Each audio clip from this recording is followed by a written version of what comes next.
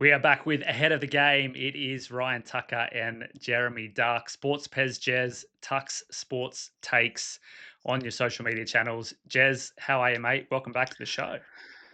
Back to the show, round number two. Yeah, I'm good, man. Sports kicking off. The AFL season's on the way. NRL season kicks off this weekend. We've got Champions Cricket going on. Supercars last weekend. What a start to what's been a pretty boring Supercars the last few years, to be honest. But it was cool to see that this first race, there was heaps of action and learned some really cool stuff about Supercars and side drafting, which is what Cam Waters did to get that big win. So, man, I'm pumped. There's just so much going on. We're in the peak time of sports, yeah, in Australia, really. So it's wicked. Loving it.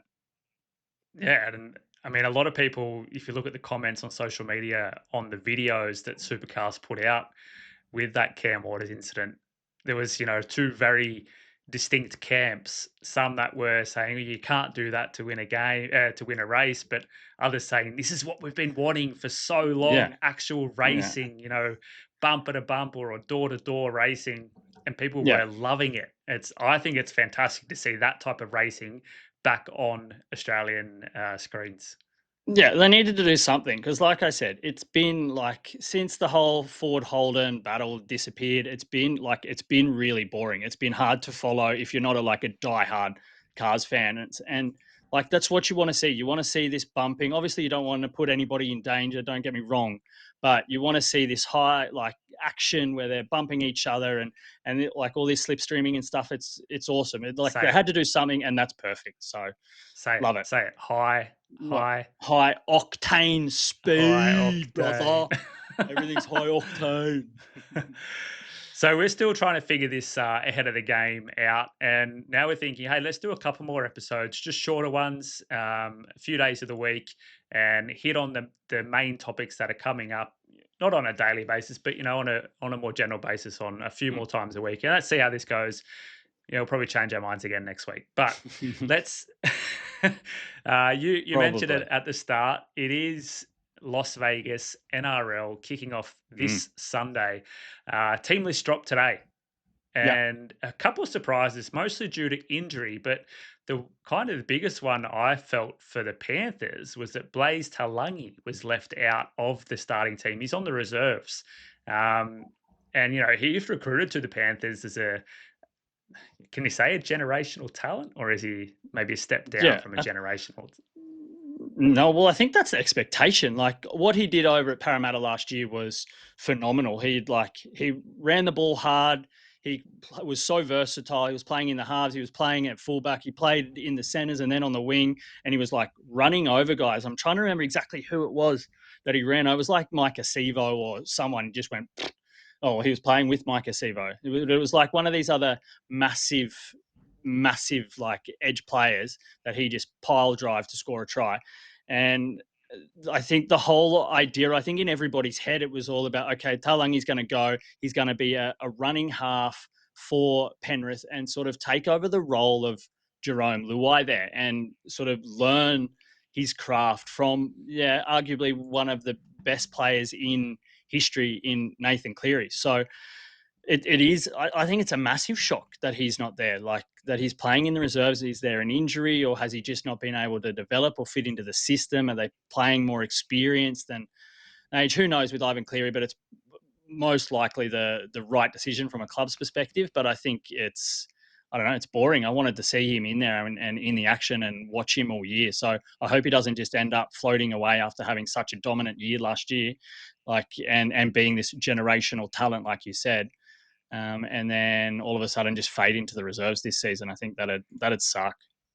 Yeah, and you see, it's brought the teams up on screen now. Jack Mm, Cole as the 5'8" for Penrith, and I think it's hard to get into Ivan Cleary's head and the way the mm, team's trained in the off season and what their goals are, but it's just weird, even with Toto being ruled out with an injury, and you get Casey mm, McLean coming onto the wing mm, instead of Talangi, which also was quite surprising. Now, Casey McLean, 4 tries in his debut international game for New Zealand in the Pacific Mhm. Championships.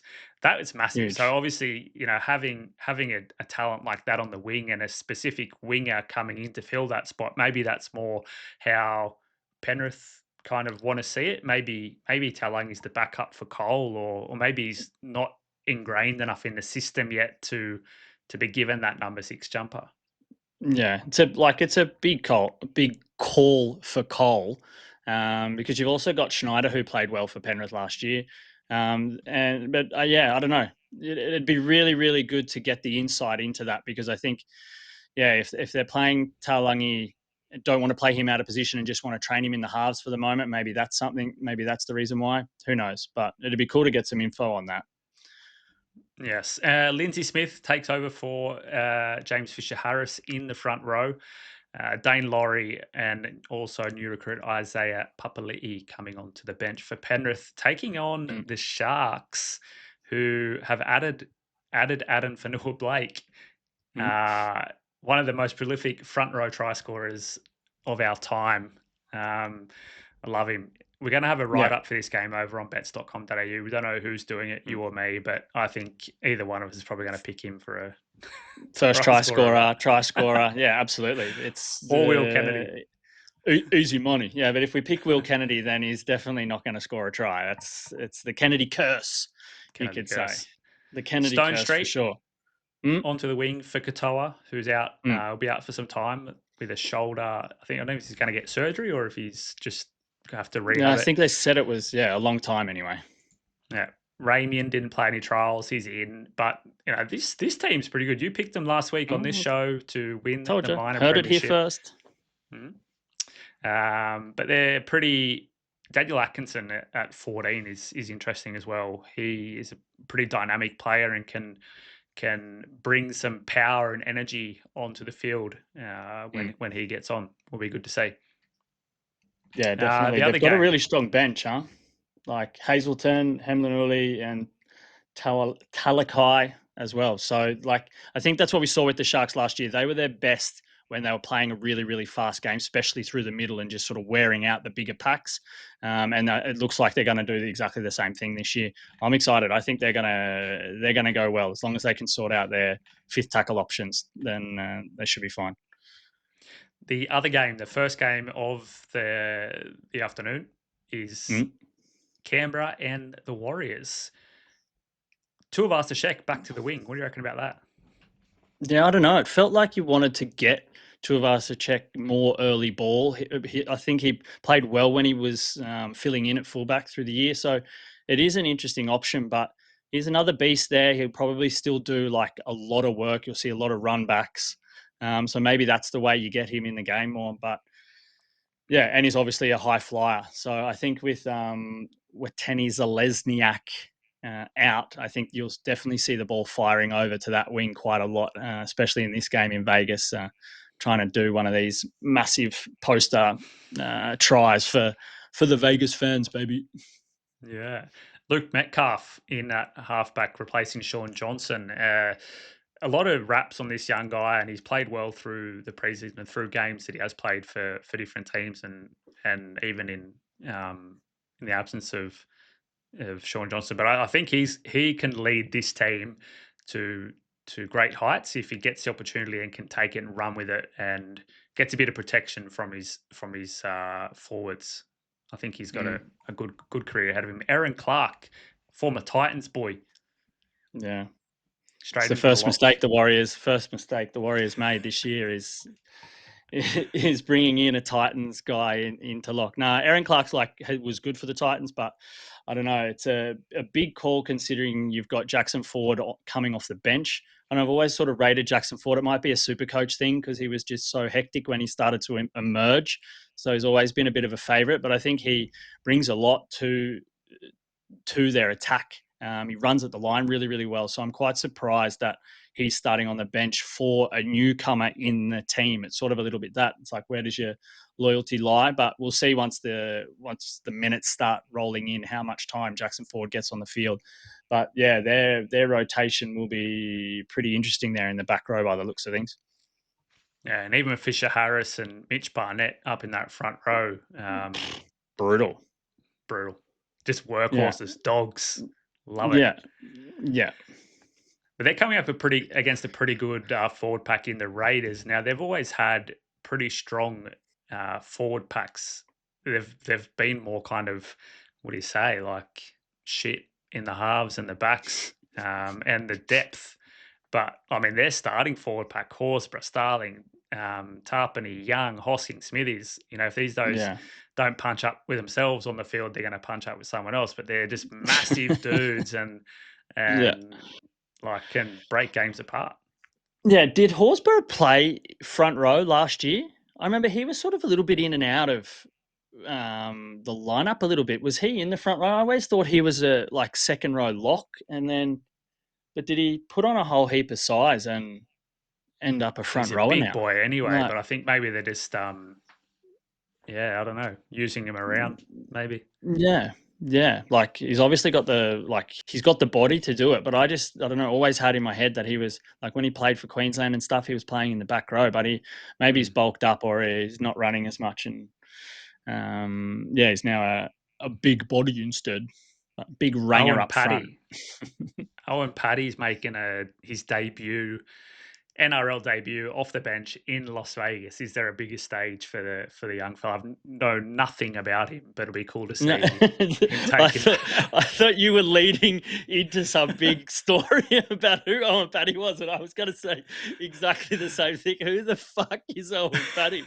But maybe we'll know after this weekend. Maybe we'll know. Hopefully for Maybe the he's young the fella, one. old Paddy. He's the one to do one of these big flying tries, taking a ball above his head. Fuck, we're going to have to Google that straight away. It's going to be in the write up for sure. Owen Paddy, the Owen Paddy first try scorer in this one, I think, off the bench. Ethan Strange at 6. Is Mm. that strange or is that good? He's a good player. I I like him. yeah, I just think that's sort of a little bit of the weakness. They're really trying to develop their halves. I think the important thing for the Raiders, if they're going to be able to do anything, I don't know. I sort of see them finishing in the bottom half of the table. But it's just all about what Jamal Fogarty can do. He's going to have the ball in his hands all the time, and if he has big games, then they'll do okay. But I think otherwise they're going to get pretty cooked. The only good thing to come out of the Gold Coast, I think, was Jamal Fogarty. It was a big loss. see how it goes for Aaron Clark. But Jamal Fogarty All right. was actually a loss anyway. It'll be interesting to watch these two games to kick off the season anyway. Like we said, we'll be doing the write-ups for those two games over at bets.com.au, which we Mm. are editors for. So check that out. Let us know what you think.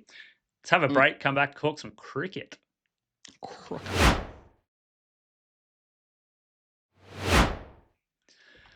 All right, Jez, the Champions Trophy is being played as we speak. Well, It's not not. played. Mm. It's been rained out. Yeah. And it doesn't look like they're going to probably get any play. Like just seeing some photos from there, it looks disgraceful. Clouds, Mm. it's darker than what it is here at night.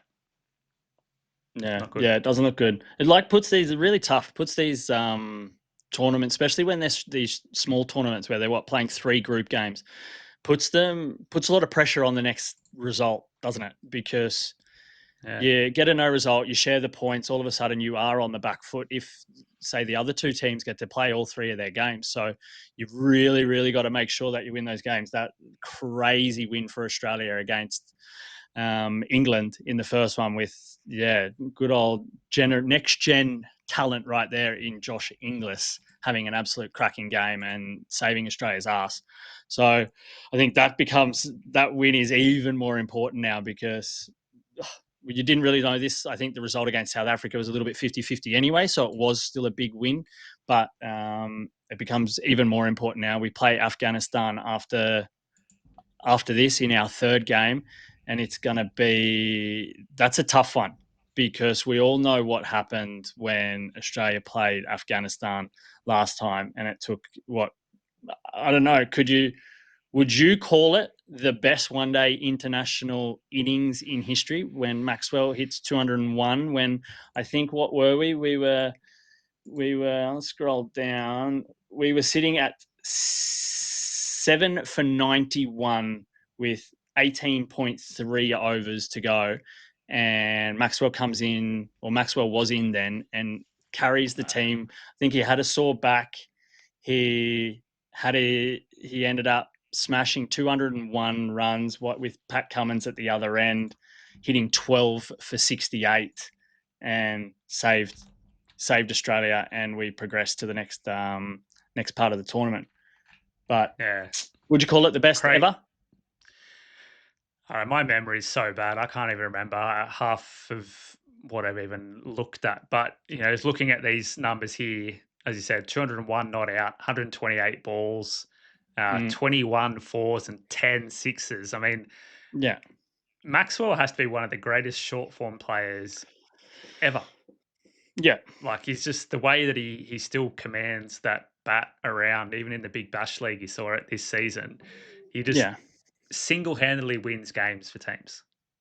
Yeah, absolutely. Like he still has it. Like he can have his form dips, absolutely, like any batter. But it just sort of feels like if Maxwell's in the squad and it's a big moment, it feels like he always steps up in the big moments when there's like a series on the line or say Big Bash and they need to win to stay in the hunt or whatever. And your back's against the wall and he comes in at like 5 or 6 somewhere there, and like the innings are shit, exactly like in that game against Afghanistan. And yeah, I rate it as the best, but probably because of the same reason why you do, and that's because my memory is absolutely shit house. But so it's definitely the only big innings in my head that I remember over the 40 years I've been on this earth. So absolutely one of the greatest. It was just awesome. And the way that he did it, like so injured, he couldn't run between wickets. So he was just hitting sixes and fours. It just sort of made it that even more spectacular. But Yeah. yeah, Australia might need something like that again. Afghanistan were awesome in the World Cup. Like they started this series, not so great, but I'm pretty sure, just remembering, they had a couple of good wins in the lead up to the tournament as well. And they beat Sri Lanka, they beat Pakistan, they beat England in the World Cup. So they're absolutely becoming a nation that you can't just sort of put a line through and go, yeah, we're definitely going to get the W in these tournaments. So yeah, if this game against South Africa rains out, then yeah, we're going to have to make sure we've got our eye in early against Afghanistan. Otherwise, we could end up in trouble again. Man, I guess that's why they're part of this tournament as well, is because they have been so successful. And you look at the table here. I mean, it's not only about making the cut to the semi final of the Champions Trophy, but it's also like, okay, if you get second, you're potentially playing India, Mm, or if New Zealand finish first, then they've beaten India to get there and mm, are in form. Like so you don't want to be playing the team that won in Group A in a no, semi final. no. You want to have that momentum going in, and yeah, it's as you said in the beginning, a washed out game can have some pretty severe effects. You don't know what happens between South Africa and England in their next game, Mm, yeah, or England and Afghanistan when they play each other. So yeah. But that's very like it, exciting. I think it's tough. Obviously, you always want to try and avoid India, but at the same time, like just pulled up their like New Zealand's results. Their last results, say just their last 5 games. They've beaten Bangladesh, they've beaten Pakistan twice, they've beaten South Africa and Pakistan again. So South Africa have been in pretty good one-day international form, and they've like wiped them. So yeah, New Zealand are also building. We had a good tour over there, I believe, but it might have just been test and T20.